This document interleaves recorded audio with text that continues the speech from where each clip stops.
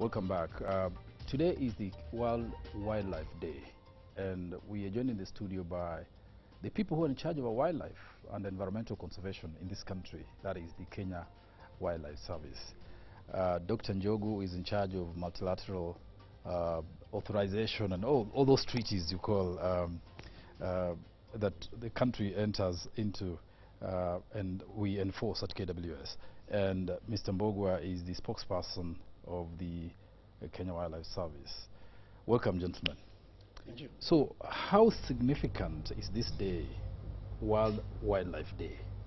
What are we supposed to be thinking or doing on this particular day? World Wildlife Day is an important day mainly to celebrate the heritage that we have, the wildlife and the environment. This day originated from a meeting of the Convention on International Trade in Endangered Species in Thailand through a decision, and this meeting was the 16th meeting. And it was decided that we celebrate. It's on 3rd March of every year, and this is the day when this convention, CITES, was signed. That is 3rd March 1973. This again was accepted by the UN General Assembly, the 68th, at its meeting, so that we'll be celebrating every day, mainly to create awareness among the people, and especially with the challenges that we are experiencing in conservation of wildlife world over, not just only in Kenya. So the day effectively calls us to remember or think about the endangered species, so to speak. Exactly. And when we talk about endangered species in our country, on our flora and fauna, what would those be, just off your fingers? Today we have different levels of being threatened. There are those that are highly endangered, like the elephant, the rhinos, the lions, the cheetahs, the leopard, among others. But we look at wildlife in general. Yes. Actually, as we speak today, it's all wild animals and their habitats that are basically endangered.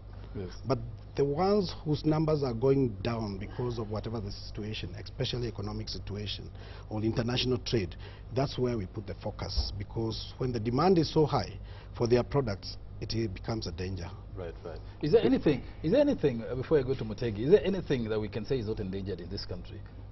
Really? Is there anything that is safe? The environment is endangered, really. Well, within the flora and fauna, within the scope of what Kenya Wildlife Services looks after, is there anything that we can say we're comfortable, it is not endangered?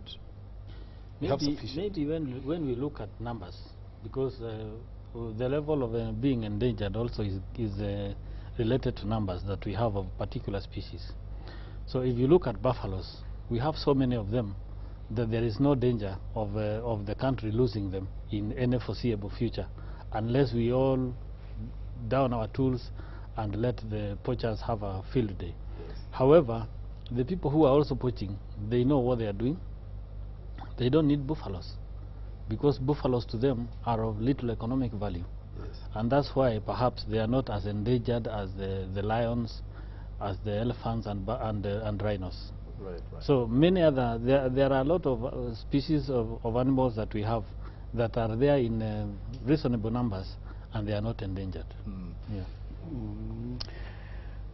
China is a principal culprit when it comes to this, because we always are finding Chinese China. What are we doing about China and the elephant to stop them from trading and using and valuing elephants? I think, talking of China, we need first of all to understand that whereas most of the products from ivory and rhino horn go to China, it is not the policy of the Chinese government. This is all illegal, and the Chinese laws are even more stringent than the Kenyan laws. But when you buy these products, you use them publicly, you don't hide them. So if they are banned in China, it's like saying smoking bang is banned in this country, but people smoke publicly. Maybe Dr. Njogu can talk about this, but some countries are allowed to utilize this particular product within their boundaries. However, what is not allowed under CITES is bringing in stocks of ivory from wherever, because we don't have legal ivory doing rounds anywhere in the world. So whatever ivory goes to China is actually illegal. Maybe So there's no ivory. Ivory is banned, so to speak. Trade or use of ivory is... Well, there are situations where it is allowed to sell, and in fact we attribute much of the illegal poaching to the situation when some ivory is allowed to be sold. Yeah. For instance, in 2008, in one of the meetings of the Conference of Parties, it was agreed that some countries could sell legally. That is the legal ivory. But then once this legal ivory is sold, then counterfeits follow. Which means therefore that it is allowed to use some of these ivory within China. Mainly it's used as stamp, the Hancocks, bangles and ornamental, among others. That's for ivory, for instance. On that ivory, when is ivory legal? And do we have legal ivory in this country? In Kenya, we do not. Why in Africa? Why in Africa is that legal ivory? South Africa, but it was once off sales. It is not an everyday business. Once that is done, the market is closed. Yeah. And that comes through a decision of the conferences of parties. Today, as we speak, there is no ivory that is legal being sold. Anywhere in the world? But anywhere in the world. However, it is across border, but within given country, within their territory, that happens. Okay. It is, however, easier to get ivory in some countries, like the Maasai market we have here in the country. There are similar markets in other countries where people are able to buy ivory product, finished ivory products. You will get them in Bujumbura, while we know that Burundi stopped having elephants a long time ago. Yes. You will buy them in Luanda. So we keep on Lubumbashi, and the people we keep on intercepting at the Jomo Kenyatta airport carrying ivory products actually originate from some of these destinations that I have mentioned. But the problem is, most of them do not know that under CITES it is illegal to buy and carry that product across countries. And that is how Kenya, as a signatory to the CITES, we keep on arresting them, because we are implementing our obligation as a signatory to CITES. How has terrorism affected the poaching in this country? Terrorism is something that you cannot really very much explain.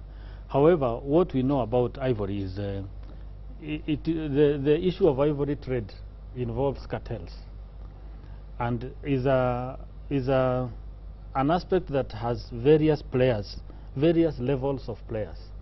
The poacher who goes to the bush, that is the smallest guy in the chain. Then there are those people who will buy from that poacher and bring that ivory to Nairobi, for example. And then there is some guy sitting somewhere in Nairobi, someone endowed with a lot of resources, who will amass all this ivory that is coming from an elephant killed in Narok, an elephant killed in Savo and other places. And then eventually this person sells. Now the question we need to ask ourselves is this. In the year 2013, at the port of Mombasa alone, the country intercepted 13.5 tons of ivory. 13. And for these 13 tons of ivory, nobody came forth to complain that his consignment had been intercepted. The question to ask is, who is it that has so much money to buy this ivory amounting to these tons, and when it is intercepted, he does not show his face to claim his cargo? Who is it? And that is why the issue of cartels come in, and the issue of maybe those guys who support terrorism because they are supposed to be endowed with resources. We actually do not know who they are. So we have managed to profile a number of various levels of poaching, but we have not stumbled on information that will lead us to the main guy who is funding. So when this ivory is seized at the airport, what happens to it? Of course, when nobody comes out to claim it, the country takes possession of it, and all the ivory that has been intercepted at the port of Mombasa and even Jomo Kenyatta, it is in government custody. What is it doing there? Either with the police or with Kenya Wildlife Service. If it is with the police, obviously, knowing the police the way they are, When they said the other day they have seized cocaine and they have destroyed it. There is no evidence they destroyed. So I'm not sure. I'm not sure when the ivory is with the police. It is safe. No, it is safe. It is marked. All the ivory we get, it's marked. So even the local ivory is marked, and we establish the data, and we are maintaining the data. So it is unlikely to get out of hands. That one is for sure, and it's a guarantee. So in the final analysis, what will happen? You go to the national park and ban it? That decision will come when that time comes. Well, there have been occasions of banning, destroying, stockpiles of ivory. Moi did that. I think Kibaki did also. Kibaki also did. And other countries have done. France. Yeah, is that a sufficient deterrent? No, that is. It has become just a ritual. That is just one way of ensuring that that ivory does not find its way into the market. Yes. But why can't it find its way in the market? The elephant is dead anyway. Why then go and destroy something valuable? It's a message, and this is the message you want to deliver to the society, not only to Kenyans, but world over. The same question could be asked, why is France banning its own that perhaps has been collected there? Yes. So the key thing is to try and discourage the market. Yeah. And if we are to sell all the ivory in the whole world to the market, it is not enough to cater for the middle class of China. How many are they? So you can imagine. So even if all elephants are to die today, the market cannot be satisfied. So the best thing you can do is to make sure you don't sell this ivory. Mr. Njogu, KWS, I mean, recently so many reports about poaching, ivory being intercepted, destination China. Is this thing beyond KWS's control? KWS is just a government agency, and where China and any other country is concerned, we work very closely as governments. We have even teamed up with the Chinese authorities in trying to track down some of these poachers.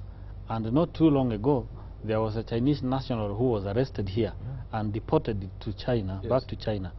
And the arrest of that person was done, of course, with a concerted effort between our governments. So we don't work alone. Yeah. And as I said you seem earlier, to be on the losing end of this battle. I think for that judgment, for that your statement to be true, perhaps we need to look at what is happening in other countries. Because before you go to the other countries, I'll give you the chance to clarify that. But your own research shows the head count of elephants, the decline between 2013 and 2014 and 2012, a decline in the population of elephants by 1,000. That is in Savo. In Savo alone. You have lost 1,500 elephants the last 3 years. Isn't that staggering?